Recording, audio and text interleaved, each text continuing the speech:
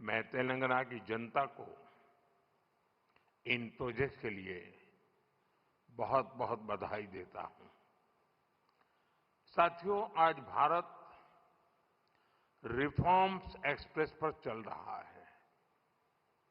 साथ ही आज का भारत आधुनिक इंफ्रास्ट्रक्चर भी बना रहा है।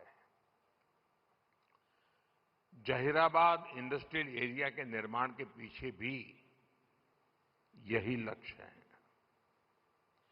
ये इंडस्ट्रियल एरिया, इंडस्ट्रियल कॉरिडोर विकसित करने के भारत सरकार के राष्ट्रीय अभियान का हिस्सा है। ये एक प्रकार से इंडस्ट्रियल स्मार्ट सिटी बनने जा रहा है।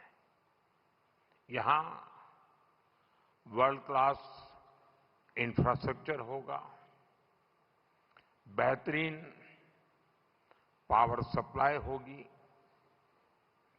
एडवांस आईसीटी नेटवर्क होगा, यानी दुनिया भर के निवेशकों के लिए यहां हर वो सुविधा होगी जो इंडस्ट्री के लिए उन्हें जरूरी है। इन सुविधाओं के निर्माण के लिए भारत सरकार के हजारों करोड़ रुपए लगेंगे और तेलंगाना, हैदराबाद के हजारों नौजवानों को रोजगार का माध्यम बनेगा।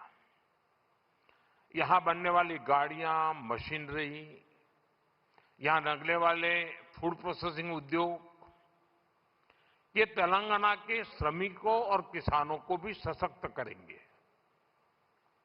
साथियों, अतीत में जब भारत दुनिया की बहुत बड़ी इकोनॉमी था, तब हमारे वस्त्र उद्योग की बहुत बड़ी भूमिका थी। अब हम अपनी उस विरासत को फिर से सशक्त कर रहे हैं। वारंगल का पीएम मित्र पार्क देश में टेक्सटाइल क्रांति को गति देगा।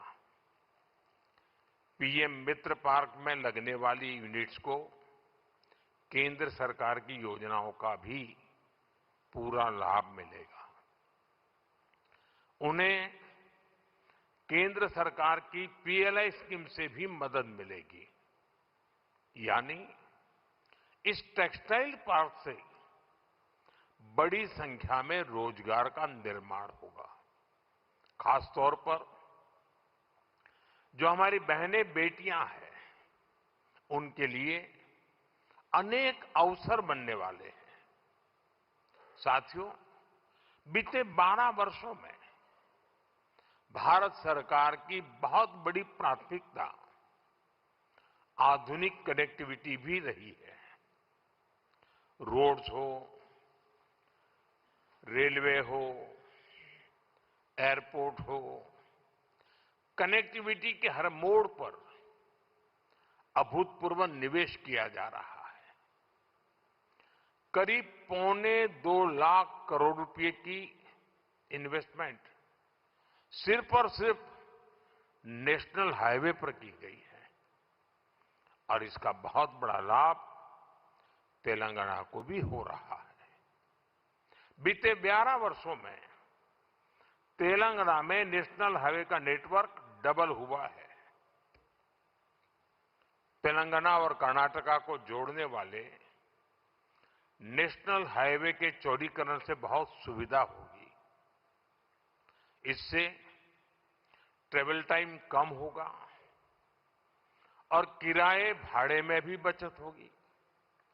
साथियों, साल 2014 से पहले अविभाजित आंध्र प्रदेश के लिए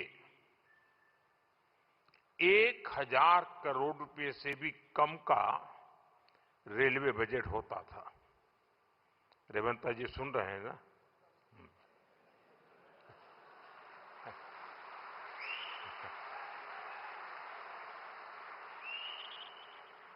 संयुक्त आंध्र के समय रेलवे का बजट 1,000 करोड़ रुपए से भी कम था। आज सिर्फ संयुक्त आंध्र की बात नहीं कर रहा, आज सिर्फ तेलंगाना का रेलवे बजट ही लगभग 5,500 करोड़ रुपए का है।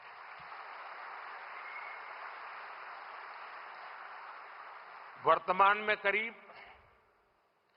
50,000 करोड़ रुपए के रेल प्रोजेक्ट्स पर यहां काम चल रहा है। तेलंगाना में 5 वंदे भारत और 6 अमृत भारत ट्रेनें भी चल रही हैं। साथियों, अभी कुछ देर पहले Kazipet Vijayawada multi tracking project के कुछ सेक्शन का लोकार्पण हुआ है। इसके अलावा Kazipet rail under bypass line का भी राष्ट्र को समर्पित की गई है। इन सुविधाओं से सफर भी आसान होगा और ट्रांसपोर्टेशन की गति भी तेज होगी। साथियों, 21वीं सदी की इस दुनिया में बिना ऊर्जा सब काम ठप पड़ जाता है।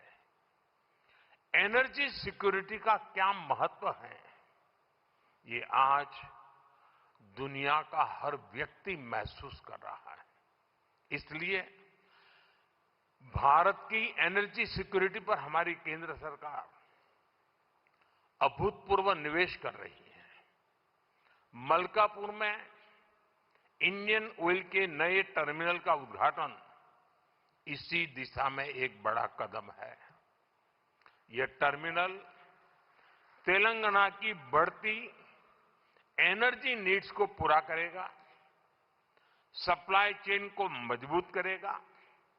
साथियों, बीते सालों में सोलर पावर के मामले में भारत दुनिया के टॉप देशों में पहुंच चुका है।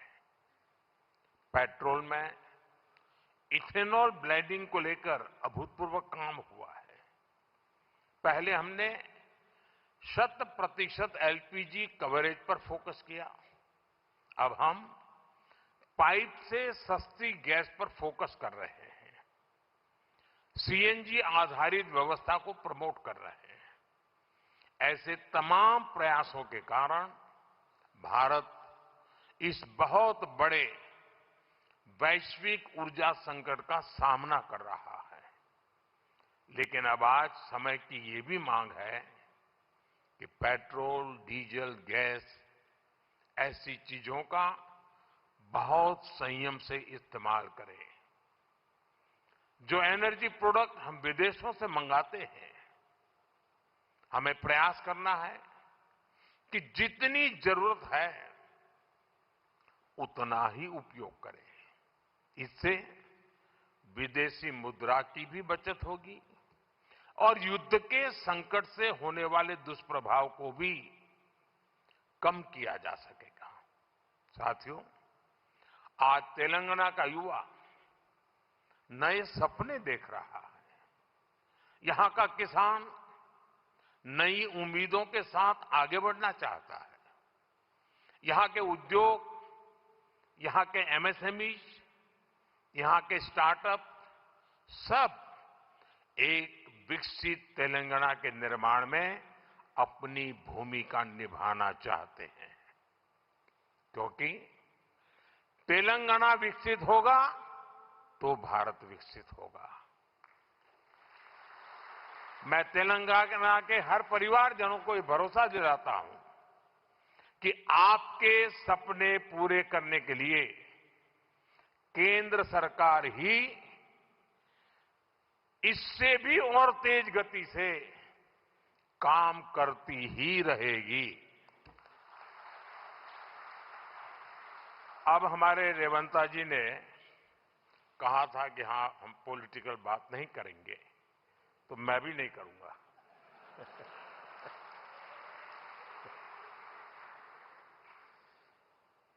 और इसलिए नॉन पॉलिटिकल बात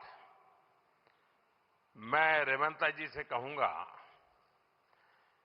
कि 10 साल के शासन में भारत सरकार ने जितना गुजरात को दिया वो मैं आपको देने को तैयार हूं।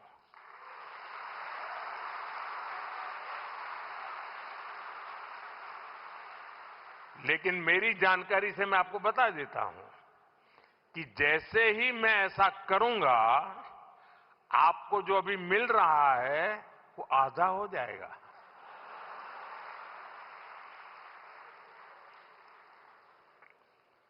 आप जहां पहुंचना चाहते हैं नहीं पहुंच पाएंगे, और इसलिए अच्छा है कि मेरे से ही जोड़ो।